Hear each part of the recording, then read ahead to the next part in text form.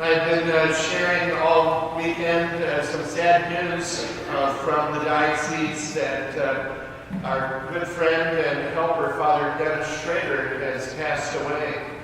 It was kind of a surprising death yesterday, and at this time we don't really have any details about his funeral. But we hopefully will commend our prayers to God on his behalf, that he'll find rest and peace.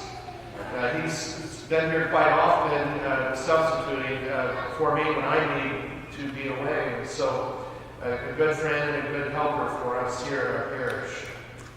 As you can see, this weekend begins Catholic Schools Week. You might have noticed a few of our Catholic school students involved in much of the celebration. And today, we have much to celebrate. You know, one line in the Gospel caught my ear. The Gospel tells us Jesus' teaching is not like the others, for he teaches with authority. Jesus' teaching is not like the others. Isn't that true? That truth becomes the springboard for all Catholic education, whether in religious education on Wednesday nights, adult education that we often offer here, Catholic school education, but especially education in the Christian home by parents who at the time of baptism promised to be the first and best teachers of the faith to their children. Realizing that Jesus' teaching is not like the others changes everything. What are we teaching our children? I'm not thinking about that question from a high level or philosophically. I'm talking about our words and actions or the examples we set for sure. But what about faith and religion? Do faith and religion find their place first and foremost in what we are teaching our children? Are we teaching the ways of Jesus Christ? Or, as is alluded to in our second reading, are we merely teaching the ways of the world? Jesus Christ shows us today a teaching like no other. Jesus shows us that true teaching is empowered by persuasion, not by coercion. Effective teaching is a matter of articulating a shared goal rather than warning of consequences of failure. Jesus' teaching inspires rather than enforces. He sees his call to teach as a sacred trust, as a responsibility to reveal God who calls us to compassion and mercy for the sake of his kingdom of peace. For us to possess the teaching that is like none other, the teaching ways of Jesus, means to become men and women, young people and children of empathy, compassion, and selflessness for those we're called to teach, to guide, and to serve. In essence, we're called to be believers, to become saints. At this beginning of Catholic Schools Week, let me assure you that our Catholic school continues to achieve our mission. Our Catholic school children are learning about Jesus Christ each day and beyond the fundamentals. And today I can tell you that our students are modeling Christian behavior to our public school guests. As I reminded the St. Gwendolyn students before the 230 or so 7th and 8th graders arrived from the public school, we don't just share our building. We do not just share St. Gwendolyn's spirit. Most importantly, we share with them Jesus Christ. This is the most important thing. We share Jesus Christ. At our school, we are forming the whole person, body, mind, and spirit, in light of the students' ultimate end, which is their salvation. But it's also for the good of society. To become young people of empathy and compassion just for those that they encounter during life's journey. Again, to be believers, to be saints.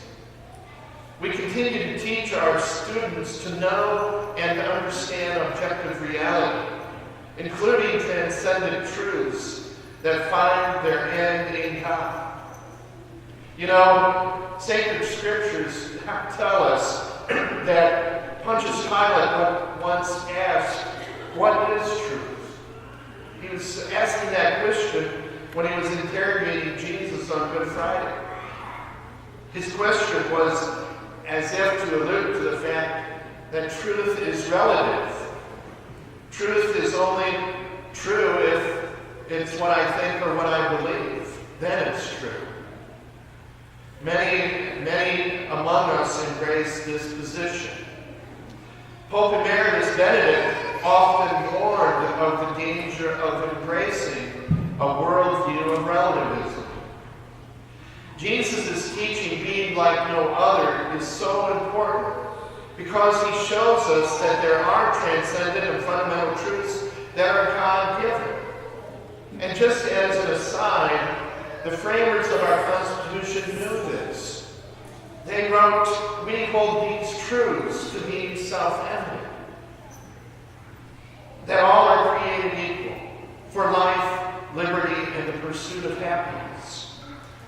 Our students are learning transcendent and fundamental truths that are God-given, so that they can know God, love God, and serve God in this life, so as to be happy with Him in eternal life, as the good old Baltimore Catechism says.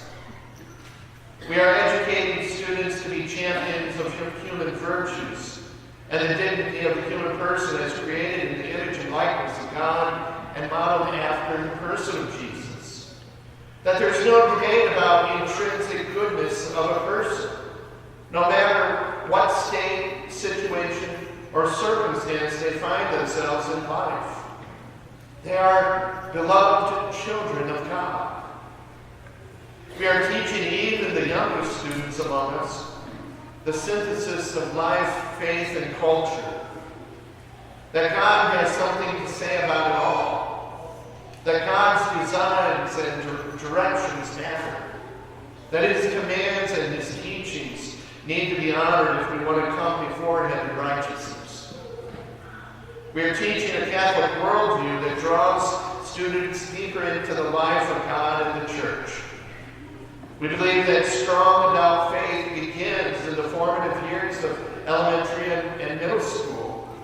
It's here at this age that the love story between God and us begins to reveal itself. It's here that the love of the Church can become a lifelong relationship, leading to eternal life. Catholic education is fundamental to the family. And the Catholic elementary and middle school has its unique place in the Catholic education process. But if not a Catholic school, then I hope that this Catholic Schools Week can inspire and encourage us to make teaching the faith and religion a priority. Make religious education on Wednesday evenings a priority. Make our opportunities for lifelong learning as a high schooler, young adult, or even older adult. Take that opportunity and make it a priority. As I said, Catholic elementary and middle school has its unique place in the Catholic education process. As a St. Gwendolyn family, I hope you prayerfully consider joining our Catholic elementary and middle school's mission and ministry. It is truly worthy of your investment of time, talent, and money. We do not just offer a building. We do not just share our St. Gwendolyn or Mohawk pride. Most important, we want to share with you Jesus Christ every hour of every day. We want to share with you in all of our Catholic education opportunities to hear and learn the teachings of Jesus, teachings that are like no other. And as we do, we know that this will change everything.